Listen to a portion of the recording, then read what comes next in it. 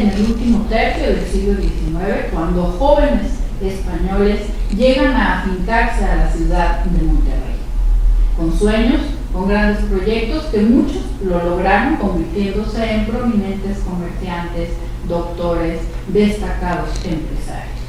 Surge así en 1890 la colonia española, contando con personalidades como don Valentín Armendáriz, don José Oliver, Luis Mercader, el señor Nicolás Vizcaya, don José Lagüera, entre muchos otros. Bueno, los festejos de la batalla de la Covadonga en la ciudad de Monterrey inician exactamente en la última década del siglo XIX, y al principio se basaban solamente en realizar una misa en la catedral, donde invitaban también a personalidades de la política o a grandes familias de aquí de Monterrey, y luego se hacía una pequeña cena. Eso fue lo que fue todo la última década del siglo XIX. A principios del siglo XX, exactamente en 1901, es nombrado el señor Armendáriz cónsul de España en la ciudad de Monterrey, y él le va a dar un nuevo giro a esos festejos y tratar de unificar más la colonia española. Para esto él empieza a realizar actividades como verbenas, kermés, que se hacen principalmente en la Alameda, con el fin de recaudar fondos, porque una de las actividades de la colonia española era apoyar a gente que se viniera a Monterrey, igual también apoyar a España en el caso de algún desastre natural. Y exactamente en 1907 se va a presentar unas inundaciones en varias ciudades, como la ciudad de Málaga, y ellos mandan recursos que habían juntado, reunido, y los mandan a España. Y eso va a hacer que el señor Armendáriz proponga que se crea dentro de la colonia española la beneficencia española, que va a quedar a cargo del señor José Máiz principalmente, y ahora sí ya empiezan a juntar, y eso va a ser de mucha importancia para Monterrey, porque en 1909 se va a dar la gran inundación en la ciudad, donde mueren más de 10,000 personas. Y entonces ellos apoyaron bastante, fueron de los que más apoyaron a toda la gente humilde. Las señoras regalaban sus vestidos, la ropa. Hay una noticia que se publicó en España, donde se veía a la gente humilde luciendo grandes vestidos entre lodazal para rejuntar lo que podía. Entonces apoyaron mucho en eso. Y de ahí en adelante siempre estuvieron muy activos. Hay que hacer igual también notar que eran muy activos en los festejos de la independencia, y más en el centenario en 1910 van a participar muy activamente, como decía yo, haciendo las famosas verbenas, y aparte con un carro alegórico. Y igual también ya en esas épocas se hacía, aparte de la misa, que era el mero día, también se hacía una cena que se hacía en el hotel que estaba enfrente de la Alameda, en el restaurante. Ahí se hacía la cena ya de los festejos. Hasta ahí va a ser idéntico todos los festejos, todo lo que fue la primera década del siglo XX. Hay que recordar, en esta batalla, que es la cuna de la Reconquista española, cobra mucha importancia para la historia de España, y es lo que se conmemora también.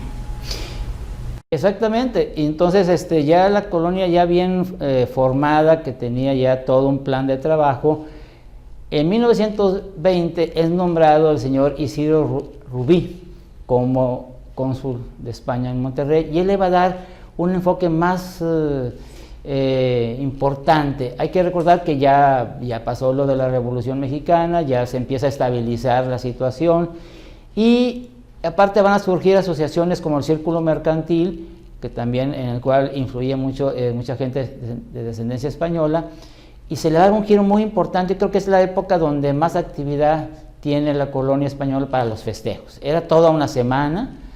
Increíblemente ahí ya se incluyen hasta juegos deportivos, en el Parque Cuauhtémoc se hace un torneo de béisbol y de básquetbol donde se entregaba el trofeo de la Covadonga, ¿sí? En el cual participaban los equipos de la universidad, o sea, del Colegio Civil, y participaba los del Círculo Mercantil, los de Fundidora, y se hacía muy interesante ese tipo de torneo que se hizo. Aparte se hacían rifas, llegó a rifarse hasta automóviles para juntar recursos y tener una buena cantidad para cualquier problema. O sea, la beneficencia española, que era parte de la colonia, estuvo muy activa. Aparte también, algo que me llamó la atención que encontramos es que el siguiente domingo en el Teatro Variedades se pasaba la corrida de toros de la Covadonga que se efectuaba en la Ciudad de México, y con eso terminaba la semana de actividades. Y es una época muy interesante por el sentido de que llegó a ser muy conocida. Los periódicos de Monterrey lo anunciaban con grandes, de que ya van a iniciar los festejos de la colonia española, y digo, o sea, hasta con cuestiones deportivas se hacía. Y destacando esto de la batalla de Covadonga, sí. Incluso localizó un anuncio. Bueno, sí, exactamente eso iba. La empresa Cervecería Cuauhtémoc participaba activamente y cada año sacaba un desplegado sobre la batalla de Covadonga, que está preciosos los anuncios de la Carta Blanca anunciando eso. Y en la cena que se hacía en el Círculo Mercantil se hacían platillos españoles.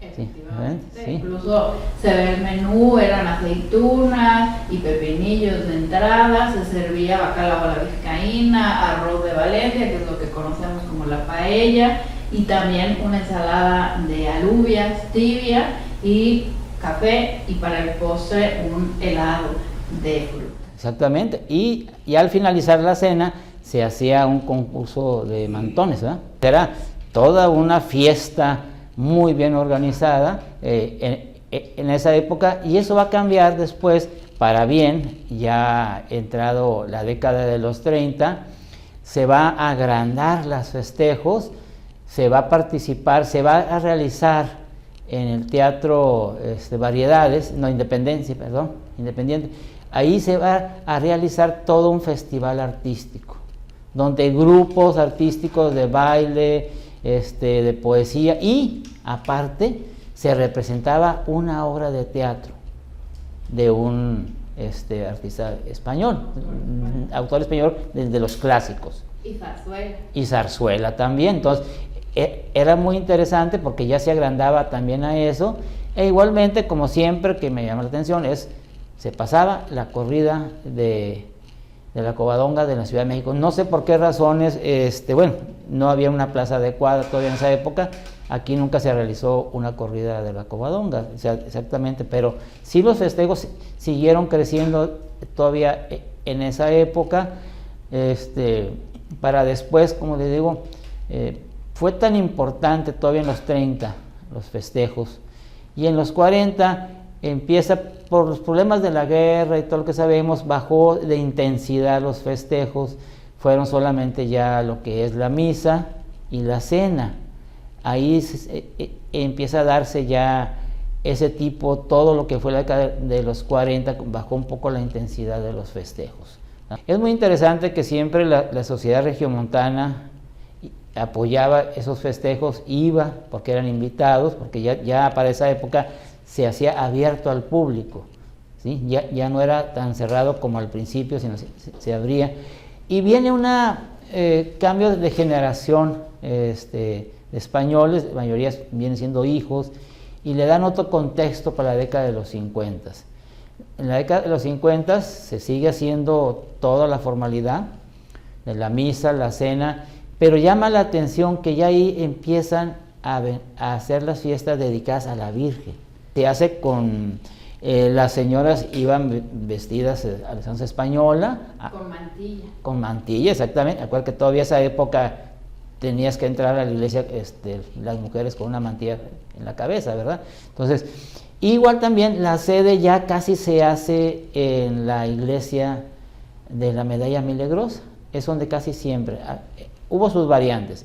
Igual también los casinos era igual, de repente eran uno, ya existía el Club de Leones, entonces ahí se hacía la cena con baile, etcétera, pero siempre buscando, y lo curioso es eso, ¿no? De que ya se maneja la Virgen de la Covadonga, y ya entran personajes como el doctor Daniel Mir, como el doctor Canseco, que apoyaban, que manejaban la colonia española, ¿no? Y esa tradición va a durar toda la década de los 60, principios de los 70, siempre ya con esa formalidad. Ya se hizo un poco más formal, ¿verdad? Pero sin tantas actividades como se hicieron al principio. Y hasta llegar a la década de los 80, que va a tener un cambio, ¿verdad? Exacto, ya en la década de los 80, como bien mencionaba maestro, comienzan pues a llegar otras generaciones de españoles, ya no son los originarios que llegaron, sino que ya son descendientes, le comienzan a dar otro giro, pero surge algo importante, que se crea una asociación que es el Rincón Español, con la intención y la función de rescatar los festejos españoles mexicanos, incluso llegan a coronar una reina con los festejos, ¿no? Exactamente, le da un buen impulso porque ya no solamente se dedicó a esos festejos de la Covadonga, sino participan en la fundación de Monterrey, participan en la independencia, participan mucho con el municipio en actividades, en los jaripeos, etcétera, que se hacían en la ciudad. Hay una nueva tendencia, ¿sí? El Rincón Español le da nueva vida a los festejos por varios años, casi 10 años, estuvo vigentes esa asociación que era parte de la colonia española, ¿sí? Claro, ¿verdad? Pero con ese impulso ya son otros personajes, otros quien dirigen esa asociación, ¿verdad? Sí, porque ya hacen esta, digamos, fusión de generación en la que también se festejan tanto como las fechas tradicionales españolas como también las mexicanas. Por eso tienen muchísima más presencia en actividades, y también con la intención de promover la cultura tanto mexicana como española, ya desapegándose exclusivamente de lo que hicieron anteriormente, que era conmemorar exclusivamente el 8 de septiembre, que es el Día de la Virgen de Covadonga. Exactamente, entonces eso va cambiando, y ya en los 90 se vuelve a otra vez, cuando la colonia española, pues por motivos vamos a decir de generación, pues empieza a decaer esa asociación y se vuelve a lo tradicional. Empieza a decaer por lo mismo, porque ya quedan los que son de nuevas generaciones, pero también comienza a haber llegada de españoles a Monterrey por razones económicas, se crean empresas muy importantes ya vinculadas directamente a España, los mandan, pero los mandan por cortas temporadas, entonces ya no tenían eso que tuvieron a un principio los grupos españoles, que era pues la añoranza por la tierra, el estar en un lugar donde, como menciona, tardaban meses en llegar una carta, la comunicación, etcétera. Entonces estas nuevas generaciones vienen ya de paso, no con la intención de generar raíz, y por lo tanto para ellos no es tan importante tener un centro donde se destaque la hispanidad, y sobre todo dar ese apoyo solidario como población extranjera en el país. Ahí es donde se pierde también un poco el sentido que tenían los centros o la colonia española a principios del siglo XX, y finalmente surge otro, el Centro Asturiano Español de Monterrey, donde se limita a conmemorar por una temporada, nada más, otra vez retomando la cuestión de la Virgen de Covadonga, el 8 de septiembre, que hacían pues una misa y también una comida. Algunos años fue en el jardín de cervecería, pero finalmente, al ser ya españoles con otra visión y con otras ideas, se va diluyendo también esas actividades. Bueno, ya es como surge la Asociación de Asturianos en el Noreste, que tiene como finalidad pues rescatar la cultura, el ver lo que tenemos en común y sobre todo retomar las actividades culturales. Y es así como el 8 de septiembre del 2017, la de las primeras iniciativas que tenemos en Asturianos en el Noreste es tener una imagen de la Virgen de Covadonga para la devoción pública, porque los asturianos siempre llevamos una imagen de nuestra Virgen, pero siempre había sido en los contextos de los hogares. Sí, hay vírgenes de Covadonga en los hogares de casi todos los asturianos, pero no contábamos con un lugar donde estuviera también para la devoción pública, y es precisamente el 8 de septiembre del 2017 cuando, después de varias gestiones, conseguimos que la Arquidiócesis de Monterrey entronice a la Virgen de Covadonga en la Basílica de la Purísima Concepción de María, que es un templo bellísimo. Claro, es un templo muy bello, que tiene una gran historia de cómo, hasta leyenda de cómo surge esa pequeña capilla, que con el tiempo la remodelan a como la conocemos ahora. Y es muy importante, yo me acuerdo que esa vez, cuando estuve el obispo, dio una semblanza de la importancia de cómo es una virgen en una cueva, ¿verdad? Y yo le comentaba aquí, y para que lo sepan, quien no lo conoce aquí en México, aquí en Tamaulipas también tenemos una virgen de la cueva que se llama la Virgen del Chorrito, que está en el municipio de Hidalgo, Tamaulipas, y está exactamente en una cueva. En una cueva, ahí se encontró sobre una estalactita una representación de la Virgen, y con el tiempo se ha vuelto muy famosa. Ya tiene su iglesia ahí, y todo, tú puedes pasar por detrás de la iglesia, todavía está la gruta, y tú puedes pasar para adorar a la Virgen, lo que se llama la Virgen del Chorrito. Es muy importante que ahora se ha rescatado eso, pero dándole ese giro que es lo que enmarca Asturianos en el Noreste, que es lo cultural, y el rescate de personajes, el rescate de todo lo que tenga que ver con cuestión cultural o artística de asturianos o de españoles en Monterrey. Así es, porque bueno, ahora esta charla versó más en la presencia española, pero abocándonos más a la presencia asturiana, que es una de las finalidades que tenemos en la asociación, es visibilizar la presencia de asturianos desde mucho antes de la última parte del siglo XIX. Sí, ¿no? Hay que recordar que Monterrey pues fue fundado por gente que venía de la Ciudad de México, que eran españoles o criollos, venían de los dos, y como sabemos, al fundarse, el nombre completo, como decía el maestro Israel, es Ciudad Metropolitana de Nuestra Señora de Monterrey, ¿verdad? Es el nombre original.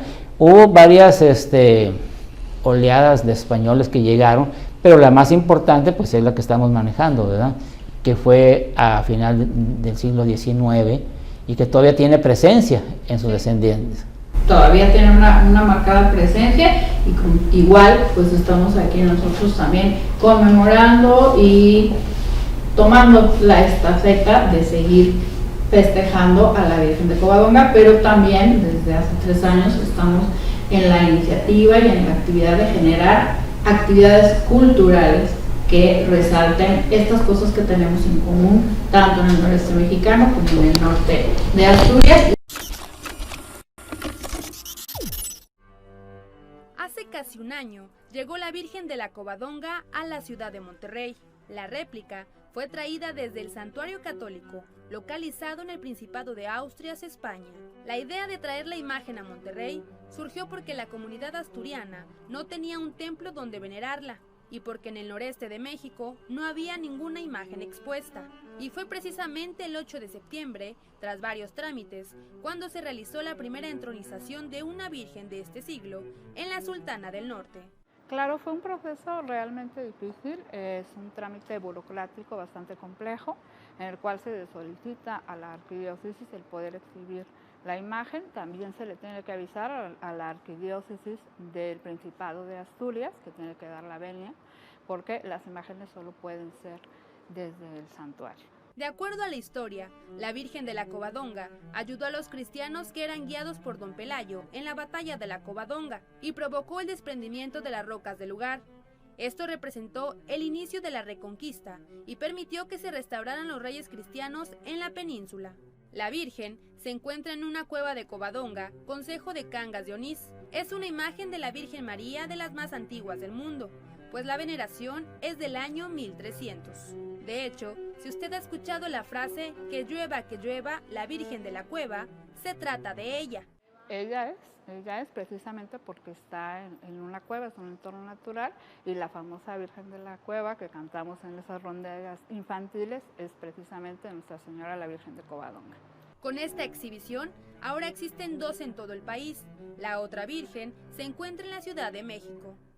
La Virgen de la Covadonga estará de manera permanente en la Iglesia de la Purísima, y si usted está interesado en acudir a sus misas, estas se efectúan el primer domingo de cada mes a la 1 de la tarde. Con imágenes de Noé López, Cintia Pardo, Azteca Noticias. ¿Sabía que en Asturias también comen arroz con leche? El postre, como lo conocemos, viene de allá. O también que tienen un plato idéntico al menudo que se llama callo asturiano. Y es que las similitudes entre esta comunidad de España y Monterrey son muchas. Por lo mismo, Asturianos en el noreste de México AC prepara su primer festival aquí en la ciudad. Que tenemos muchas cosas en común, no solo el ser norteños, sino compartimos cosas de la gastronomía, como es el arroz con leche, como la Virgen de la Cueva. El primer Festival Asturiano del Noreste se realizará del 5 al 8 de septiembre del 2018 en distintas sedes en el centro de Monterrey. Habrá conferencias, exposiciones, un concierto de gaita asturiana y una misa solemne del jubileo. También con los españoles en esto que es el Festival Asturiano del Noreste, que esta es nuestra tercera edición, donde tenemos exposiciones fotográficas, tenemos conferencias históricas, recorridos históricos, como lo tuvimos el año pasado. Entonces la idea es resaltar otra vez los festejos culturales y retomar la fecha de la Virgen de Covadonga. Yo le agradezco mucho, profesor, que nos haya venido a compartir un poco de toda esta historia sobre cómo se conmemoran los festejos de Covadonga en la ciudad de Monterrey. No, pues muchas gracias por la invitación y aquí estaremos presentes cada vez que nos inviten para seguir apoyando esta gran asociación que está rescatando y que aparte el Centro de Información de Historia Regional, que es una de nuestras funciones, apoyar a cualquier institución que ande en busca del rescate de la historia aquí en el noreste de México. Muchas gracias. Y no podemos cerrar, profe. ¡Viva Asturias! ¡Viva Asturias!